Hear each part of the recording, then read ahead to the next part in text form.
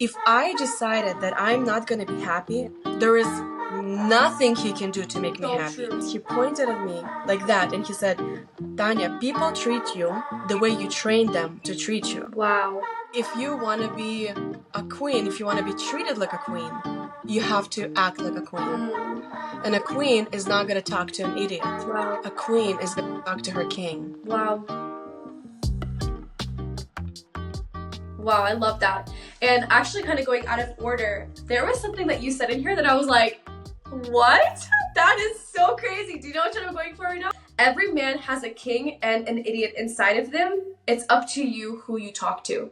So, can you elaborate? Can you explain? How did you come up with this idea? So, every man inside of him, he has what God made him to be. God made him to be a king, to rule, to be royal, to be protective. That he has that in his nature. And he has this idiot, he has the other voices that tell him to do other things and be this other person. And as a wife, you experience both, but most of the time, kind of depending on where you are in your marriage. I was in my marriage for a while where I kind of saw the not such a good side of my husband. And so I heard this phrase once, and it kind of like it blew my mind that he has a king. Because I married a king. I married an amazing man of God. But what I'm experiencing right now is just this: he can get nothing right. He just doesn't get anything right. And the difference is, let's just say this: your husband is acting like an idiot. He's being insensitive. He's being harsh. He's saying dumb things. Maybe he called you a name, right? Naturally, I want to just be the same back to him. But if I can stop and breathe and say, okay, there's a king somewhere in there, and I'm going to talk to him. And right away that shifts, because over here there's an idiot, and he's acting like an idiot, and he would deserve for me to talk to him this way. Right. But I have a choice, because the Bible says that a wise wife builds her home. And I feel like it's one of the ways, if you want to be a queen, if you want to be treated like a queen, you have to act like a queen. And a queen is not going to talk to an idiot. A queen is going to talk to her king. Wow. That is so good. Yeah, it's your perspective, who you choose to talk to. And are you kind of saying that when you stop kind of acting like an idiot with him, because that's kind of what you're doing when you guys are going back and forth, you turn into that queen, then he automatically has to become the king because now he's talking to a queen, right? Right. You pull the king out of him. You remind him that he is better than that. And you don't do it like, you're better than that. That's not how you do it. You appeal to that king. You appeal to that. You believe that he is a king. You believe that he is in there. King, no matter how an idiot he is, and maybe been acting like an idiot for a long time, there's still a king inside of him. And you can talk to him. Because inside, he wants to protect you. He wants to love you. He wants to provide for you. He wants to hear you smile and giggle again. But sometimes he needs your help to pull that out of him. I rely on the Holy Spirit so much when I argue, because I know I don't have good wisdom or good comebacks. So I do rely on him so much to kind of what to say in the moment.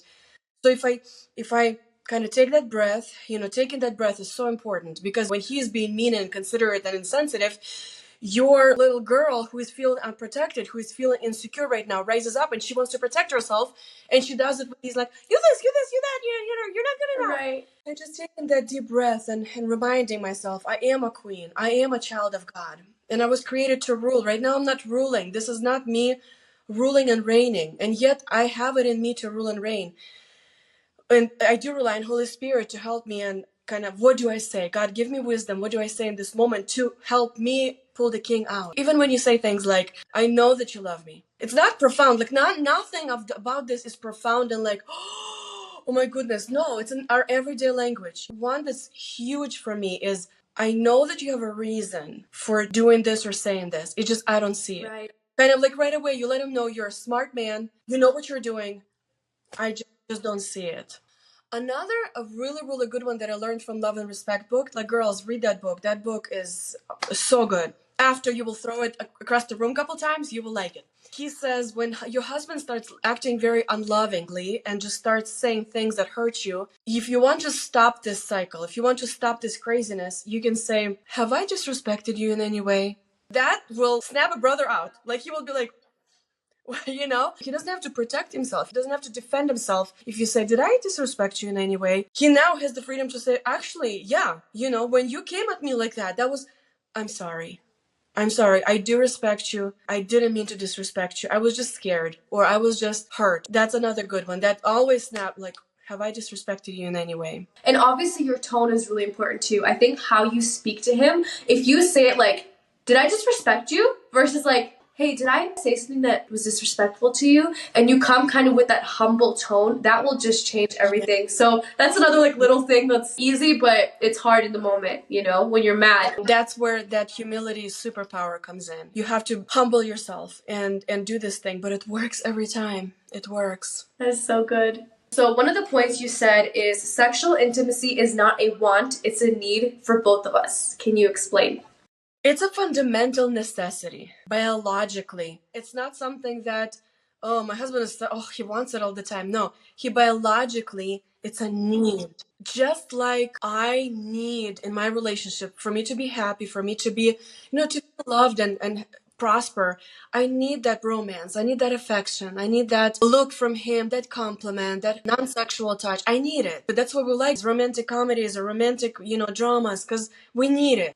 My husband needs that sexual release. He needs it to feel closer to me. That's the glue that God, when he created my husband, he put that in him, that when we are intimately together, he glues to me. Because that's what I want. I want my husband glued to me. I want him to be committed, and it helps him to commit to me every time we're sexually active.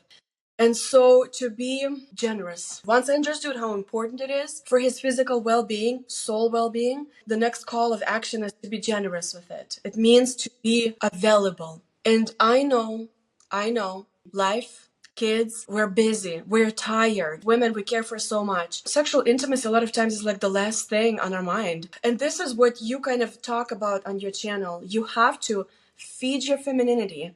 You have to feed yourself. You have to know how to do it in order for you to be sexually available for your husband anytime he needs you. I mean, I'm not talking about when I express it, people right away, women start saying, well, what about when you're sick? Well, then you're sick. There's nothing we can do about that. But so there are situations that are like exclusions. There are exceptions.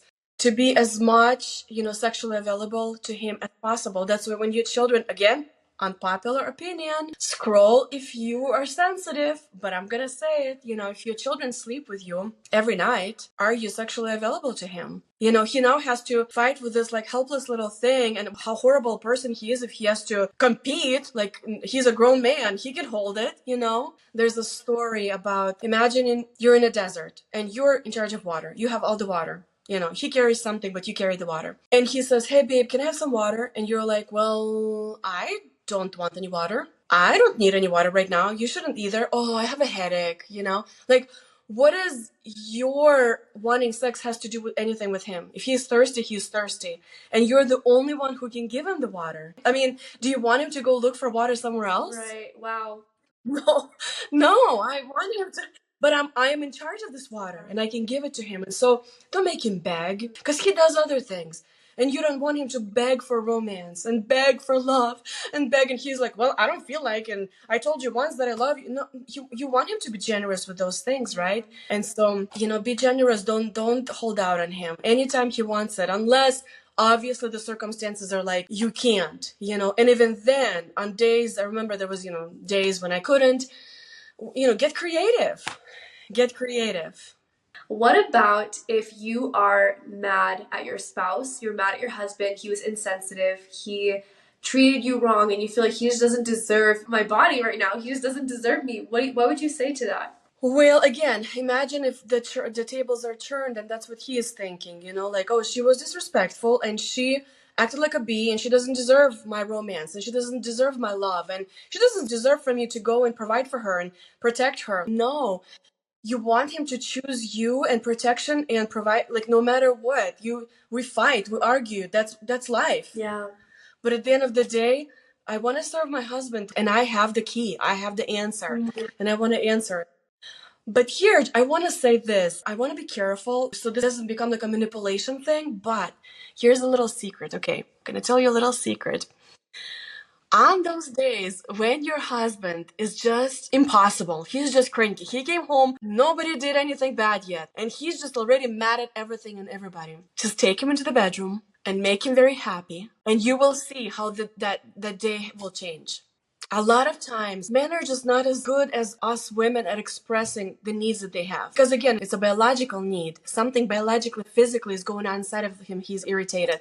Again, humility. It takes such humility when your husband walks in the room and he's all, he's short with you. He's not being romantic at all. It goes against your nature to say, sweetie, follow me into the bedroom. I'm gonna love the heck out of you because you deserve it. It takes such humility. Wow. But he will love you so much for it. He will feel humble too. He will feel like, oh, it was such a, and she just did this for me. Wow, I love you so much. Wow. And when your man loves you, you have the world. Wow. That is so cool. That's such a good point. I literally have never heard that anywhere else. I feel like you just have these like nuggets of wisdom that's so good and so practical. It's really all up to you. Like it's you decide that you're gonna be a good wife and you're gonna humble yourself, and it's not about how he acts, it's about you. And I love that. And this kind of goes into the point that you have, my happiness is my responsibility. How do you keep yourself happy? Like, how do you replenish your femininity when he's not making you happy, when your kids are being just crazy and you just feel like, I can't be happy with these circumstances? What do you personally do for yourself to replenish your feminine energy and get back into just that loving space? So, number one, I have to decide that I want to be happy. Like, that's a decision that I have to make. And out of that decision, because it's such a love empowered decision, you're going to have creativity flow into you. If you decided, my happiness is in my hands and I want to be happy, I will be happy no matter what. Right away, you're like, okay, what is going to make me happy right now? A walk. Like, I love walks. I know it's not for everybody, but a walk in the nature, oh my goodness, it does wonders. Coffee. Finding a quiet corner, locking the door if I have to from my children. There was a time when I literally had to go hide. But even going, finding a quiet place and indulging in something. Like something that nobody else is going to have. This piece of chocolate is mine. Indulging in it and I'm enjoying it. Worship music is huge. When I start flooding my ears and my body with he is faithful and he loves me, that kind of like makes me happy right away. I can find strength to be a good wife and a good mom. Talking, calling a friend, and because usually a lot of times when I feel crummy and I feel bad, I don't want to talk to anybody. But I find that reaching out and calling somebody, calling a friend or calling my sister or my daughter, kind of, you don't know, iron sharpens iron. You don't know, that person in a moment will say something. Like I remember a couple of weeks ago, you and I talked, and some of the things that you said, it was like, I had such weight on me, and you said those things, and I was like, where's the problem? I don't see the problem anymore. Where is it? Those would be some of the things. You know yourself, but I think it starts with that decision, because if I decided that I'm not going to be happy, there is nothing he can do to make me happy. So true. When I decided in the past that I'm not happy, I'm just not happy, he would bring me flowers. Guess what? I would complain that they are wrong flowers. And he's a horrible husband because he doesn't know what kind of flowers his wife loves. If I decided I'm not happy, there is nothing. It is so true. I remember us actually talking about this. I was telling you, like, my husband brought me flowers and I was kind of like, okay. And that's what I was wanting. I wanted him to show me affection. I wanted him to hug me, and he did all the things, and I was like, okay, this is not good enough. And then I remember my mom was telling me, like, his job is not to make you happy. Like, nobody in this world, literally, they can't. Even if they tried and you decided I'm not going to be happy, they can't make you happy, right? And so it's kind of this decision you just make for yourself. I am in charge of my happiness. It's not on my husband. It's not on my kids. It's not on my friends. It's not on anybody. It's on me. And when you choose that I'm happy, literally anything can make you happy. You can see a bird flying. You're like, oh my gosh, it's so pretty, and it changes everything. So if you're kind of in this rut right now and you just feel like nothing is happening for you, first of all, go do those things for yourself. Self-care, get a spa day. If you love a spa, go get your facial done, go get your massage done, go do your hair, something that's going to make you feel beautiful, and decide for yourself that I am in charge of my happiness. There is a wonderful exercise that my therapist taught me that I I don't see a therapist a lot, but once in a while, like when I need to untie some things, we went through like series of imagine. Okay, so imagine yourself. Imagine you're happy. What would need to happen? Like, okay, well, my husband would need to be like super sweet and this, okay, let's imagine it. What else? What else? What else? Imagine, like, how does it feel to be happy?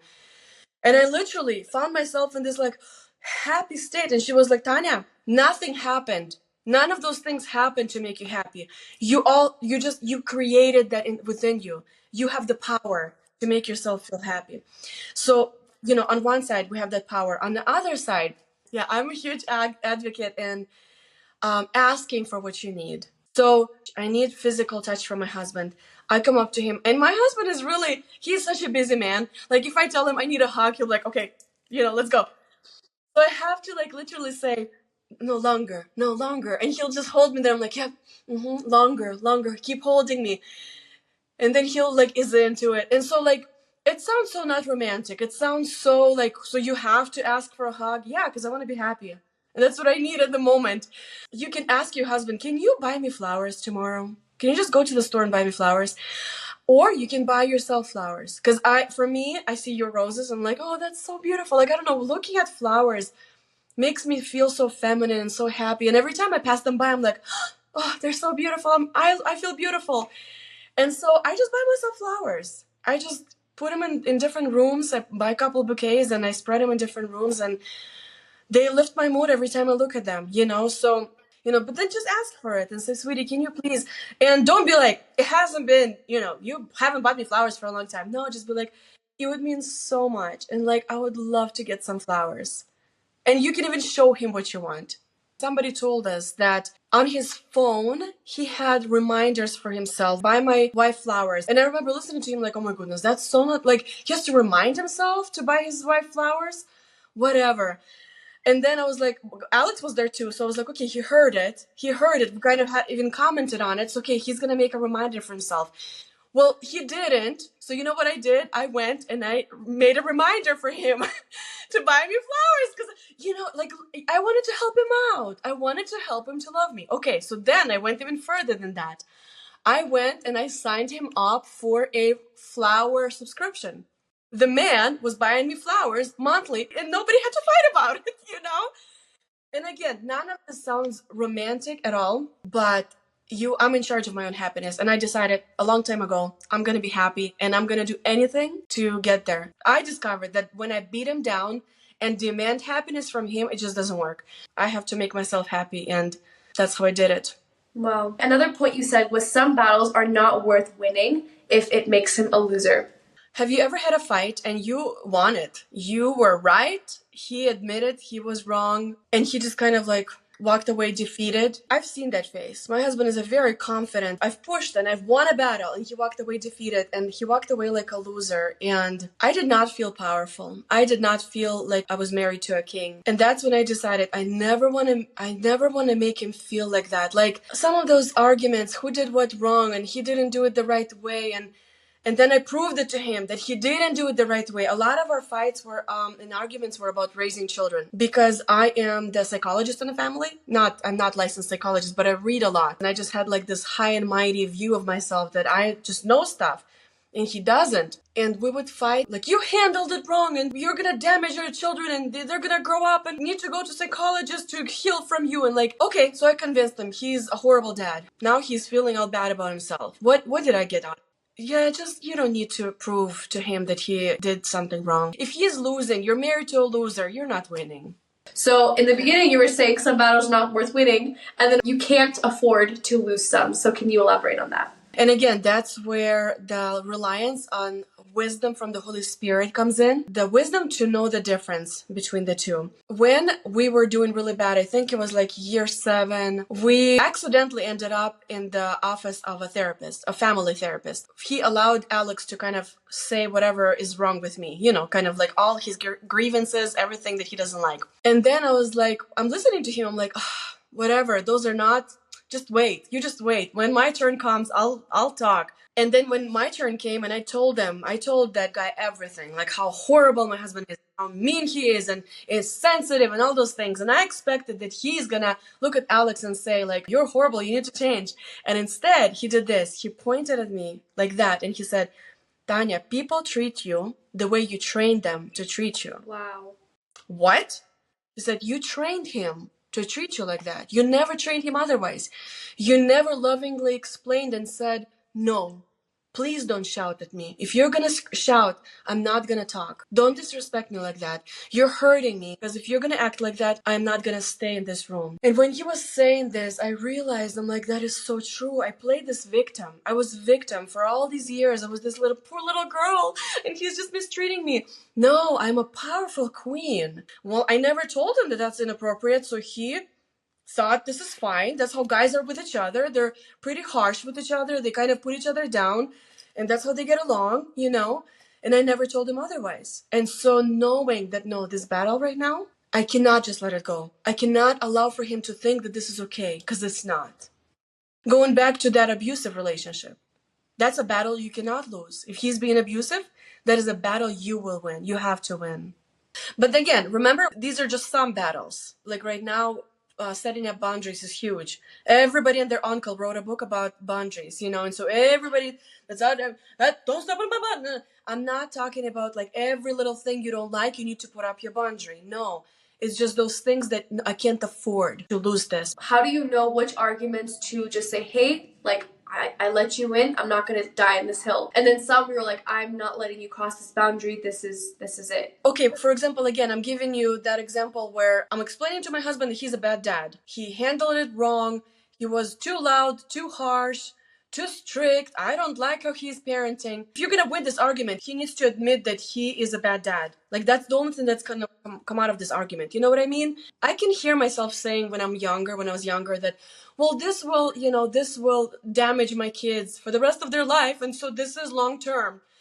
You know, and I have to always think of some women that I know in my life who don't have husbands, and how much they wish they had somebody who would come in like that, strong, they need this male presence in their children's life to be strict, to be harsh. That's what they need, because their kids are out of control, and as a mom, she can do nothing about it. So I have to remind myself that that's why we have the dad in a family. He's gonna come in with that masculinity and kind of roar and set the order in this kingdom. So I need him. So for me to say that, oh, my kids are gonna be messed up for the rest of their life because their dad was present, what? No. Think long term, that if I win this battle, does it matter long term? And again, the wisdom from the Holy Spirit. Sometimes you could be so right in your eyes, so right, and then he kind of like, and you're like, oh God, wow, what was I thinking? All right, well, let's end on this last point, and that is love equals acceptance. Love means acceptance.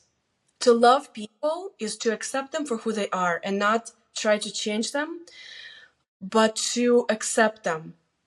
Like today, before becoming something I want you to be, I love you, I accept you, I celebrate you. It doesn't mean that I agree with you, but you are who you are, and I'm not demanding you to change.